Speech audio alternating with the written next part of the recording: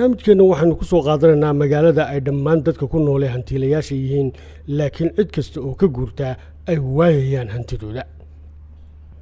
qof kasta oo kamid ah qoysaska degan tuuladan oo ka tirsan dalka Shiinuhu waxa uu haystaa guryo bilaasha gawaari iyo hanti gaadhaysa $1 milyan oo dollarka Mareykanka ah oo banka u taala laakiin waxa uu shaqeynayaa 7 maalmood ee isbuucaba waana tuulo jeel oo kale uga dhigan dadka degan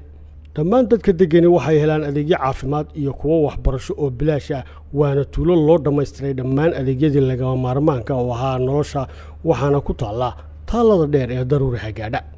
waxayna dadka degan ku hanweyn yihiin inay ku sii noolaadaan jeelkan dahabiga ah iyagoo ku qasban inay si xiriir u shaqeeyaan maalmaha toddobaadka oo dhan halka sidoo kalena cid kasta oo isku dayda inay ka guurto magaaladaas ay waayayaan dhammaan wixii ay hanti haysteen